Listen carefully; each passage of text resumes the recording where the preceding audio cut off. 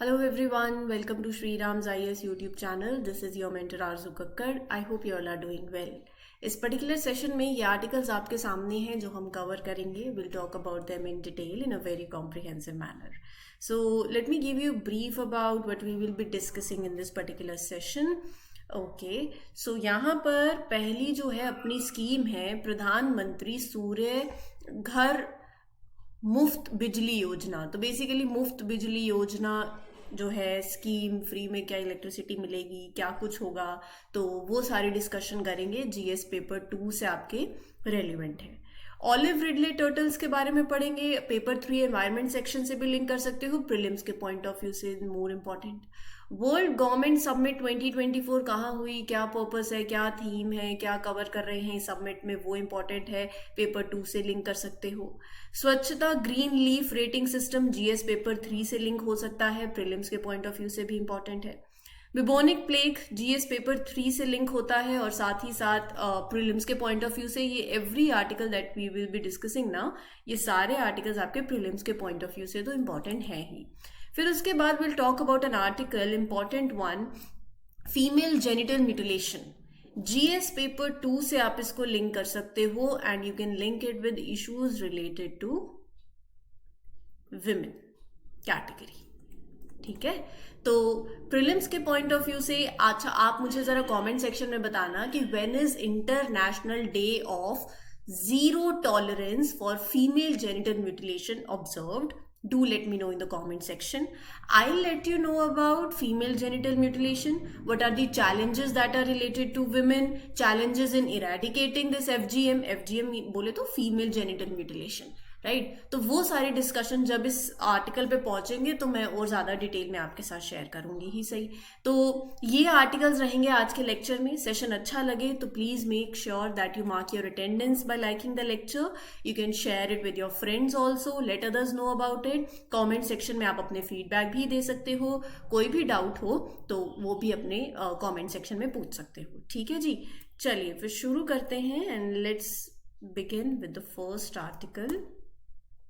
हमारे prime minister ने launch करी है सूर्य घर मुफ्त बिजली योजना, जिसमें बेनिफिशियरीज को फ्री इलेक्ट्रिसिटी प्रोवाइड करी जाएगी. So prime minister of India ने ये स्कीम लॉन्च करी है. क्या होगा इस स्कीम के तहत, मैं पहले आपको ऐसे 1-to-1 वार्तालाप होती है ना, उसके पर्सपेक्टिव से मतलब ऐसे बातों बातों में बातें कर लेते हैं, स्कीम डिस्कस कर लेते हैं. लाइन्स आई रीड बाद में. स्कीम के अंदर ये होगा कि सेंट्रल गवर्नमेंट यहाँ पर प्लान कर रही है to give 300 unit of electricity हर महीने फ्री दी जाए बेनिफिशियरीज को. सो ये जो इनिशिएटिव है ये इन्वॉल्व करता है एन इन्वेस्टमेंट ऑफ 75,000 करोड़, जिसके चलते 300 यूनिट फ्री इलेक्ट्रिसिटी हर महीने बेनिफिशियरीज को सेंट्रल गवर्नमेंट देने की बात कर रही है. The announcement for this free electricity scheme, it was initially made by the finance minister in this interim budget speech. जब अभी इंटरिम बजट आया था ना तब. टारगेट की बात करूं तो गोल जो है इस पर्टिकुलर योजना का वो ये है कि फ्री इलेक्ट्रिसिटी प्रोवाइड करी जाए टू 1 करोड़ हाउस होल्ड्स. सो इस स्कीम के अंदर अर्बन लोकल बॉडीज, पंचायत जो है, जो स्कीम एनकरेज करती है इनको टू प्रमोट ये जो अपना रूफटॉप सोलर सिस्टम्स होते हैं ना उन एरियाज में, उसको प्रमोट करने के लिए ये स्कीम प्रमोट करना चाह रही है. स्कीम के तहत ये एनकरेज कर रहे हैं अर्बन लोकल बॉडीज को, पंचायत को, कि आप रूफटॉप सोलर सिस्टम अपने एरियाज में प्रमोट करें, ताकि इसका ओवरऑल मकसद यही है ना that you utilise solar power to generate electricity. ठीक है, तो सेंट्रल गवर्नमेंट ने प्रॉमिस किया है एंड दे हैव इंश्योर्ड कि people will not face any financial burden. The plan to do this is by providing substantial subsidies directly to the beneficiaries account and they are offering concessional bank loans also. Right, तो लोगों पे कोई financial burden नहीं आएगा.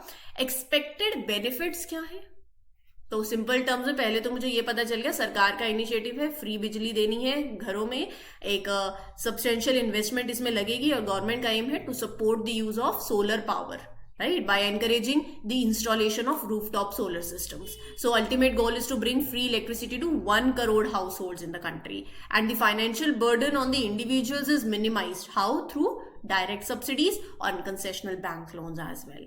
सो benefits की बात करें, expected benefits 4 हैं। पहला तो ये है कि एंटिसिपेट किया जा रहा है कि house hold could save between 15 to 18,000 rupees annually from free solar electricity, and they can sell the surplus to the distribution companies also. So this saving comes from getting free solar electricity and selling that extra power back to the distribution companies.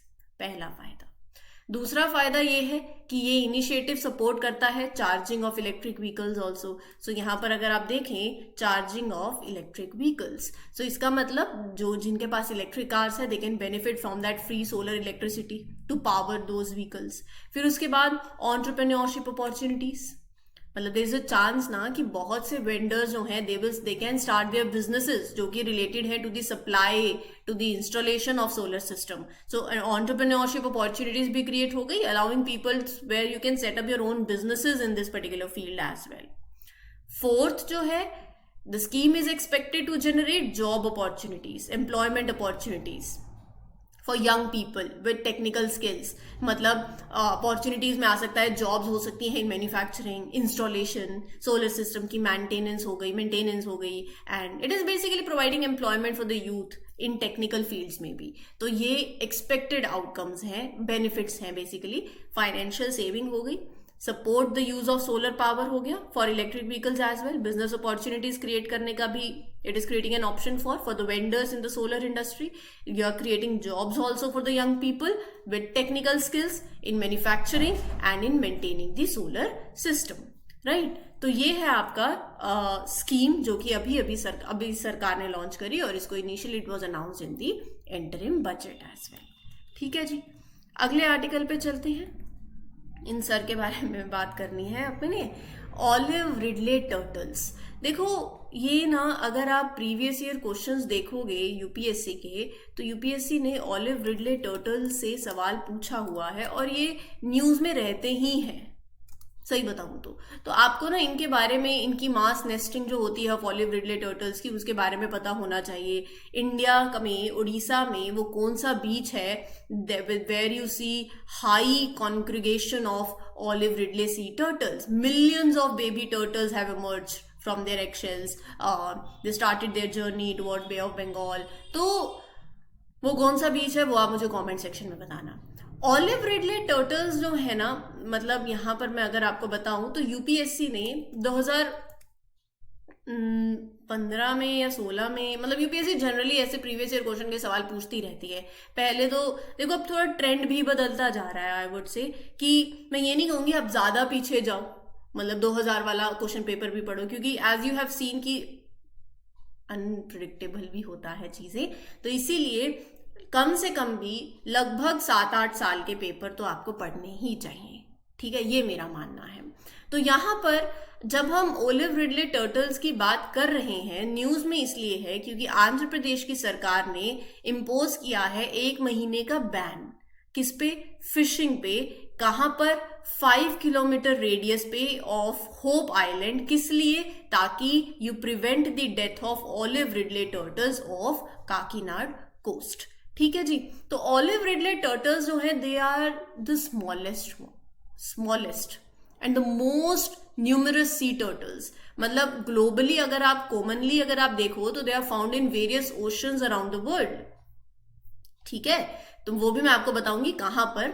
So they get their name from their olive green color of their shell, right? So यहां से उनका जो olive green colour है ना, इसीलिए उनका नाम पड़ता है ऑलिव रिडले टर्टल। स्मॉलेस्ट है, मोस्ट अबंडेंट है और फेमस है। ये इनका साइंटिफिक नेम है लेपिडोशिलिस ओलिविया के। ये बेसिकली ये यूनिक, मैं आपको बता रही थी ना, they are unique for their mass nesting, जिसको बोलते हैं अरिबेडा। नाउ आप इसको कैसे प्रोनाउंस करें, it's up to you, but होता इस प्रैक्टिस के अंदर ये है, thousands of females they come together on the same beach to lay eggs. और जैसे मैंने आपको बताया था, एक उड़ीसा का बहुत फेमस बीच है, वो आप मुझे बताना क्योंकि वो न्यूज में भी रहता है काफी। डिस्ट्रीब्यूशन की बात करूं तो मेनली ना ये आपको warm waters of Pacific, Atlantic, Indian oceans यहाँ पाए जाते हैं। ये उड़ीसा की जो मेराइन सेंचुरी है, Gahirmatha marine sanctuary, it is known as world's largest rookery, मतलब colony of breeding animals of sea turtles, तो यहाँ पर आपको देखने को मिलेगी। ठीक है, इनके फीचर्स के बारे में तो डेफिनेटली हम बात करेंगे इसे, क्योंकि आजकल यूपीएससी सवाल पूछ लेगी साइज पे, वेट पे, कुछ नहीं पता चलता। तो एक एडल्ट ऑलिव रिडले टर्टल जो है it is around 62 to 70 centimetre long, और वेट अगर आप देखोगे तो 35 to 45 kg वेट रहता है। They have paddle like flippers with 1 to 2 visible claws on each and it help them to navigate in the water. Omnivorous है, important है ये, मतलब they eat both plant and animals. ठीक है, उसके बाद एक नेचर की बात करें तो हर किसी का अपना नेचर होता है, इनका सॉलिटरी नेचर है, मतलब they prefer being on their own rather than in groups, मतलब they like the open ocean, right. These turtles spend their entire lives in the ocean and they migrate thousands of kilometres between feeding and meeting grounds in the course of a year. ठीक है जी, so they don't come on land frequently and long distance migration इनकी रहती है, thousands of kilometre. ये है अपना olive Ridley turtles के बारे में। ठीक है, हैबिटेट आपको पता होना चाहिए, Pacific, Atlantic, Indian oceans. Orissa की वो कौन सी सेंचुरी है, that is known as the world's largest rookery of sea turtles, Gahirmatha sanctuary. और ऑलिव रिडले नेस्टिंग बीच जो पड़ता है वो थोड़ा सा ध्यान में रखिएगा। प्रोटेक्शन स्टेटस की वैसे मैं बात करूं सो IUCN लिस्ट के अंदर वल्नरेबल कैटेगरी में है, शेड्यूल 1 में है और साइट्स में अपेंडिक्स 1 के अंदर है। सरकार ने मतलब every year Indian coast guards operation, ये मैं एक्स्ट्रा इन्फॉर्मेशन वैसे आपको दे रही हूँ ताकि आपके मेंस में अगर काम आ जाए, तो operation Olivia it was initiated in 1980s ताकि ऑलिव रिडले टर्टल्स के यू नीड टू, मतलब for protecting olive Ridley turtles during the breeding and nesting नवंबर दिसंबर के टाइम पे। ठीक है जी, ताकि कोई अनलॉफुल ट्रॉलिंग एक्टिविटीज नहीं हो। तो ये चीजें हैं, तो आपको थोड़े ध्यान में रहनी चाहिए। फिर उसके बाद अगर मैं ऑलिव रिडले टर्टल्स क्या थ्रेट फेस कर रहे हैं, एक तो ह्यूमन एक्टिविटीज वाला हो गया, जैसे अभी सरकार ने फिशिंग ही तो बैन करी है, तो coastal development, fishing, pollution along with destruction of their nesting habitats, ये सब डर है, ये सब थ्रेट्स हैं। जैसे जैसे टेम्परेचर बढ़ता जा रहा है, सी लेवल्स राइज, और ये सब चीजें उनके नेस्टिंग हैबिटेट्स को इम्पैक्ट कर रही हैं। It is making them difficult to lay eggs, right. So light pollution also, ये एक पॉइंट है जिससे पता चलता है कि हाँ आपने चीजें पढ़ी हैं। यूजुअली बच्चे कम ये पॉइंट लिखते हैं। लाइट पोल्यूशन, आर्टिफिशियल लाइट्स जो होती है ना from near by towns and industries, so it can मतलब डिसोरिएंट hatchlings, it may cause them to move away from the sea and towards the nearby villages. So ये सारी threats हैं that olive ridley turtles are facing. ठीक है जी, तो ये मैंने आपको पूरा वैसे बता ही दिया है। अब मेंस के पर्सपेक्टिव से भी बता दिया है, जीएस पेपर 3 से कंजर्वेशन के पर्सपेक्टिव से, प्रीलिम्स के पॉइंट ऑफ व्यू से भी हो गया और मेंस के पर्सपेक्टिव से भी हो गया। ठीक है, अगले आर्टिकल पे चलते हैं जहां पर हमारे Indian prime minister will attend world government summit 2024 as a guest of honour in the UAE. अच्छा, अगर आप डेली सेशंस देखते हो, सो आई क्रिएटेड अ लेक्चर जिसमें मैंने इंडिया और यूएई के रिलेशंस की बात करी है। हाल ही अब हमारे जो प्राइम मिनिस्टर की विजिट हो रही है यूएई में, तो उसके विद रिस्पेक्ट टू में आपको पता होना चाहिए इंडिया और यूएई के बायलेटरल ट्रेड कितना है, साथ ही साथ इकोनॉमिक कॉपरेशन हो गया, टेक्निकल टर्म्स में देखो, डिफेंस में देखिए, तो वो सारी चीजें ना आपको मालूम होनी चाहिए जीएस पेपर 2 के with respect to international relations के पर्सपेक्टिव में। और वो तो जब आप कोई आपके प्राइम मिनिस्टर की किसी देश में विजिट हो गई फिर तो डेफिनेटली आपको मालूम होना चाहिए। और ये मैं जो बोल रही हूँ मालूम होना चाहिए, ये already I have covered, short session था, इंडिविजुअली आई हैव टेकन, जहां पर मैंने पीएम मोदी की जो विजिट है टू द यूएई वो कवर करी है। दोनों देशों के बीच के bilateral relations, political relations, trade relations, investments और एनर्जी में जो कॉपरेशन हो रहा है अभी इस मीटिंग के दौरान जो पैक्ट साइन हुए हैं, और साथ ही साथ जो टेम्पल इनॉग्रेट हुआ है, Ahlan Modi, the community event was there that PM addressed, तो ये सारी चीजें आई हैव शेयर्ड, राइट। तो मेक श्योर कि आप इसको कवर कर ले। और मैं ना बहुत ही ऐसे नहीं होता कि बहुत बड़े बड़े लेक्चर्स है, मैं आपको क्रिस्प तरीके से बताती हूँ ताकि कम टाइम में ज्यादा इंफॉर्मेशन आपको मिल जाए। ठीक है जी, तो इसका बेस्ट यूज आप लो। और अब क्योंकि न्यूज में ये सब चीजें चल रही हैं, सो इट इज इंपॉर्टेंट। अब यहां पर जैसे हमारे prime minister will attend the world government summit 2024 as guest of honour, तो हमारे लिए वर्ल्ड गवर्नमेंट समिट के बारे में पढ़ना इंपॉर्टेंट हो जाता है। हर साल ये ग्लोबल गैदरिंग होती है जहां पर वर्ल्ड के लीडर्स, पॉलिसी मेकर्स, एक्सपर्ट्स सब फ्रॉम वेरियस फील्ड्स आते हैं, ग्लोबल इश्यूज पे डिस्कशन होती है, राइट? तो ये पर्टिकुलर इवेंट होता है। 2013 के अंदर it was establish under the leadership of the vice president and the prime minister of UAE. हर साल दुबई के अंदर होता है, एनुअली इट हैपन्स दुबई के अंदर। So the main goal of this summit is to explore कि how the next generation of governments can use innovation and technology to tackle the challenges that affect people all over the world. ये जो submit है ना, since it's beginning, जब से ये शुरुआत हुई है, it has been dedicated to the mission of shaping future governments, working together towards creating better future for humanity, right? So the agenda, it explores the agenda of next generation of governments, focusing on harnessing किस तरीके से you can harness the innovation and technology to solve the challenges जो humanity face कर रही है। So submit जब से ये शुरू हुई है, इसका होल सोल पर्पस ही यही है। The mission is of shaping future governments, creating better future for humanity. तो इस बार की theme shaping future government 6 main themes पे ये फोकस कर रही है। गवर्नमेंट एक्सीलरेशन एंड ट्रांसफॉर्मेशन, मतलब exploring ways to make government more effective, responsive to the needs of citizens, process को स्पीड अप करें and adopting to the new challenges.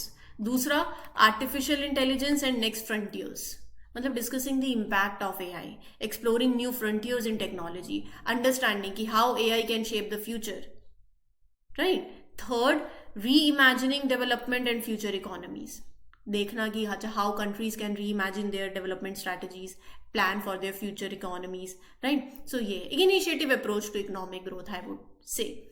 फिर उसके बाद है future societies and education, development of societies पे focus करना, education system future का कैसा हो उस पे फोकस करना, discussing ways to prepare communities for the challenges जो आगे आएंगे, जो अपॉर्चुनिटीज आगे आएंगी। फिर उसके बाद sustainability and new global shift. मैं एक एक पॉइंट आपके साथ कवर करती हूँ, ध्यान दो, नहीं तो मैं चाहती तो इसको ऐसे ही आगे 6 पॉइंट्स हैं ये भैया देख लो आगे बढ़ते हैं, वो नहीं मैं चाहती, टाइम लगे बट मेक श्योर कि एक एक पॉइंट आपको मालूम हो। Sustainability and new global shift के अंदर आ जाएगा कि आप वैसे इश्यूज एड्रेस करें जो सस्टेनेबिलिटी से रिलेटेड हैं, ग्लोबल शिफ्ट से जुड़े हुए हैं, अंडरस्टैंडिंग कि अच्छा these are the changes in the world that are happening, और ये चेंजेस किस तरीके से एनवायरनमेंट को इम्पैक्ट कर रहे हैं, सोसाइटीज को इम्पैक्ट कर रहे हैं, रिसोर्सेज को इम्पैक्ट कर रहे हैं, how you will respond to that, ये बात है।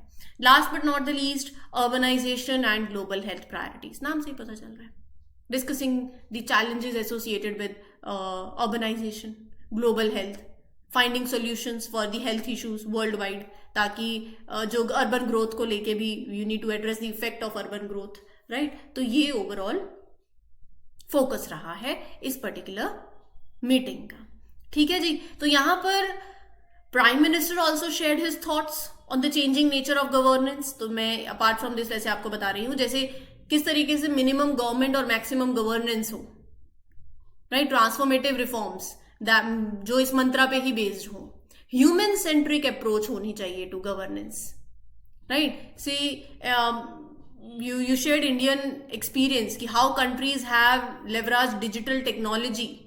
आप डिजिटल टेक्नोलॉजी को कैसे इंक्लूसिविटी में ऐड कर सकते हो, digital technology can further go with sustainability, welfare. India का जो फोकस है on people's participation, last mile delivery हो, विमेन लेड डेवलपमेंट हो, राइट? अब हमारे प्राइम मिनिस्टर ने एम्फसाइज किया कि आज की जो वर्ल्ड है that is interconnected nature. Governments जो हैं, अलग अलग सरकारें जो हैं, they must collaborate, they must learn from each other to address the future challenges, right? उन्होंने बोला कि नीड ऑफ आर को समझें, क्या है वो, एंड दैट इज गवर्नेंस।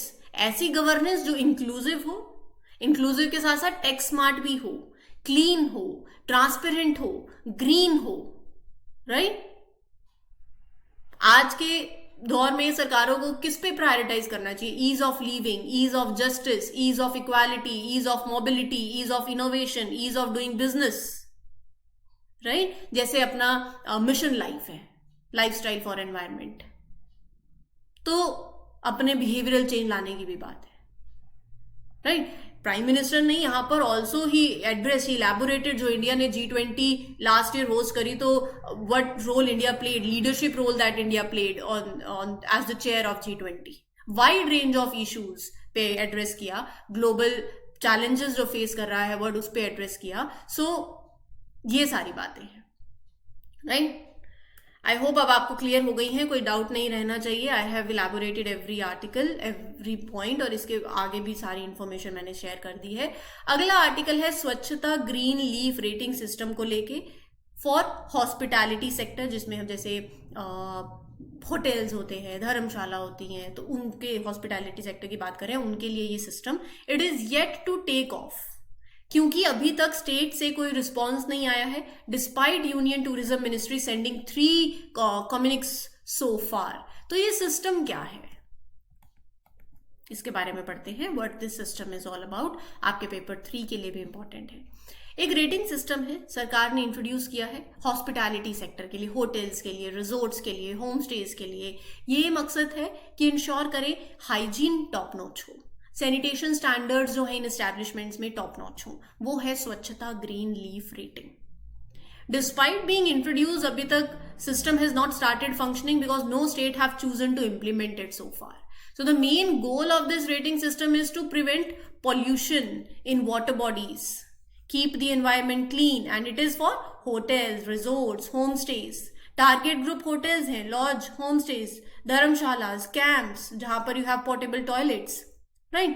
तो रैंकिंग स्कीम जो है 2023 में टूरिज्म मिनिस्ट्री ने लॉन्च करी थी in collaboration with department of drinking water and sanitation. So इसके चलते the state teams of Swachh Bharat mission Grameen and tourism department will organise workshops on the concept, propose, process and desired outcomes for the stakeholders. तो basically वो यही बात कर रहे हैं कि स्टेट टीम जो हैं वो वर्कशॉप्स कंडक्ट करेंगी, अपना आइडिया, अपने प्रोसीजर्स जो भी हैं वो एक्सप्लेन करेंगी. इन वर्कशॉप्स का एम यही है, to provide information, to provide clarity जो भी इसमें इन्वॉल्व है. तो यहाँ पर अगर आप देखें तो 3 tiered इम्प्लीमेंटेशन में बात करें तो there is 3 tiered committee system जो कि प्रपोज किया गया है. Verification subcommittee first level पे, it will be formed by subdivisional magistrate. इसका रोल है to carry out on ground verification. फिर उसके बाद district committee, next level chaired by DC, district collector. Committee will oversee the verification process, manage the initiatives at the district level. Then you have state level committee, right? It is headed by chief secretary of the state. It will have oversight over the entire process, ensure कि effective implementation हो across the state. ठीक है जी. आगे बढ़ते हैं with the next article, जिसमें हम बात करेंगे बुबोनिक प्लेग के बारे में. आप जीएस पेपर 3 से भी इसको लिंक कर सकते हो. क्या है ये, क्या इसके टाइप्स हैं, कैसे फैलता है, क्या सिम्टम्स हैं, ट्रांसमिशन और अपना ट्रीटमेंट. ठीक है, चलो शुरू करते हैं. न्यूज में है because there was a human case US के अंदर of this particular bubonic plague. A rare human case was there and that was likely transmitted by a pet cat. तो पढ़ते फिर समझ आ जाएंगी बातें. इन्फेक्शियस डिसीज है, कैसे होती है? By specific type of bacterium that is called Yersinia pestis और जूनोटिक बैक्टीरियम, जो कि मैमल्स में यूजुअली फाउंड होता है, राइट. पेस्टिस जो है it can effect humans and animals and is spread mainly by fleas. कैसे फैलता है वो पता होना चाहिए. So bubonic plague is one type of plague. इसका नाम जो मिला है it gets its name from the swollen lymph nodes जो कि इस डिसीज से होते हैं. ब्लैक डेथ भी इसे बोला जाता है क्योंकि मिडिल एज के टाइम पे it killed millions of Europeans. बाकी प्लेग अगर आप देखें तो वी हैव सेप्टिसिमिक प्लेग, मतलब जहां पर infection goes all through out the body. Mnemonic plague है जब लंग्स इन्फेक्ट हो जाते हैं, that is mnemonic plague. So plague can be a very severe disease in people.